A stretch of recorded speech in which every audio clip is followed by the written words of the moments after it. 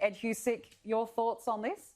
I think it's a positive development. Obviously, we're very keen to see wherever we can with countries that are doing well in beating COVID, that we have these type of travel bubbles open up. So I think it's a really great thing to hear that this is likely to happen.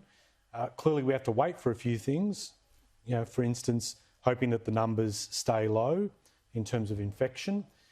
For a more substantive response, I'll leave it to my colleague Chris Bowen as the Shadow Health Minister to give some more thoughts to this. But, you know, so far so good. Positive step in the right direction. Indeed. Maybe for a bit of travel next year, who knows? To be honest, at the end of this year, it'd be good to get a few more bits of good news. So we need it. We certainly regardless of the politics, let's welcome the good news. I totally agree. And now let's discuss the situation between China and Australia.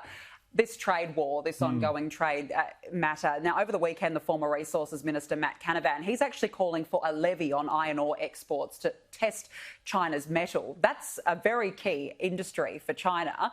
Would you support that?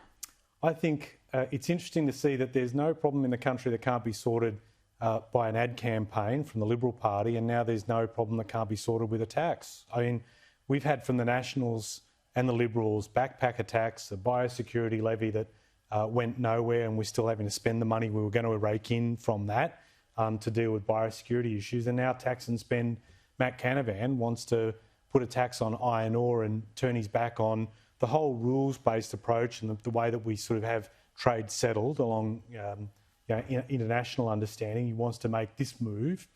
So I think it's quite surprising that he would make that. It's interesting too, if someone from the West Coast was going to argue about doing the same thing on coal, you could imagine that Matt would lose his mind at that type of suggestion, but he's quite happy to do that in terms of iron ore that makes such a big part of WA's economy and their exports.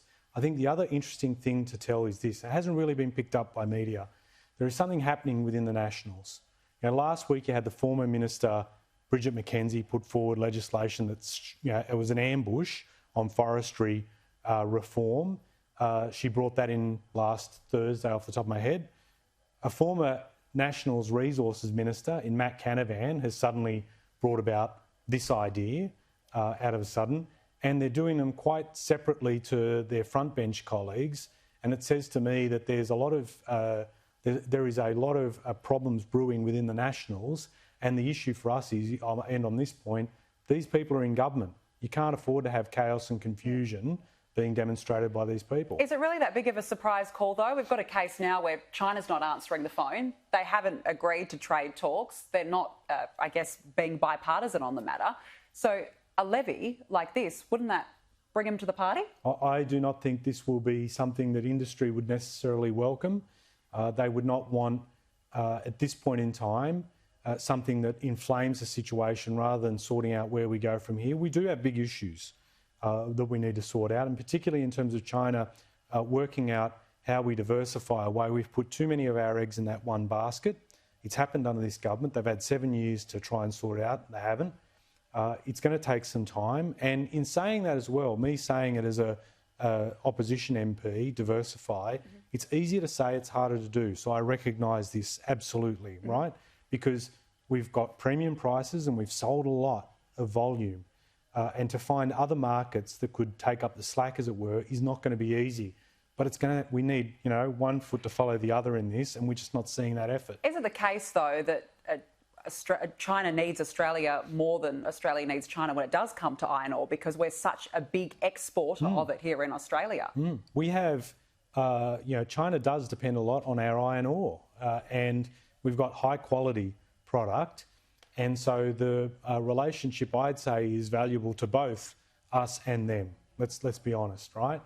And the thing about what Matt Canavan's trying to do in increasing the price of our iron ore is to encourage China to look elsewhere for iron ore. And it is developing other options compared to us. So what Matt Canavan is saying in terms of this approach is a longer-term threat to where we're headed.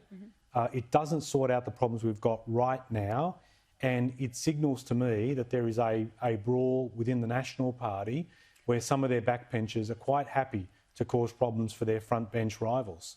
Should the US do more, do you think, to help patch the relations between Australia and China? If we look at an incoming Joe Biden presidency, could he or should he usher in a new era of stability?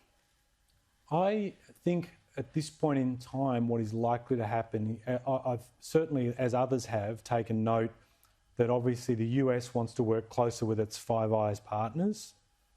It wants to work with allied nations to deal with this and to not have people singled out.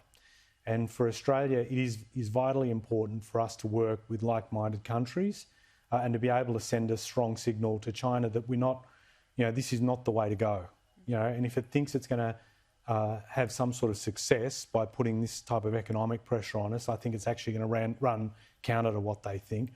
And the US has got a big part to play in that. And I think Biden, President-elect Biden, this is really important for Australia in terms of his election and the leadership that they can show, because I think under the Trump administration, they spent more time sending mixed signals on this, and they didn't really care about what impact it had on us. Just finally, I want to ask you about Scott Morrison's UN summit snub over the weekend. Is it embarrassing that Australia wasn't invited to speak? How big of a deal is it? So I said a few moments ago about, on the trade issue, how important it is for us to work with others.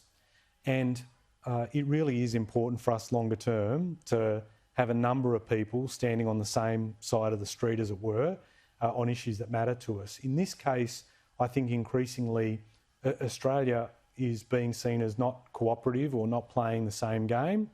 And for us to be able to be heard in international fora is really important. So to be ignored and to have the door shut on us is not good for us longer term. And people should worry.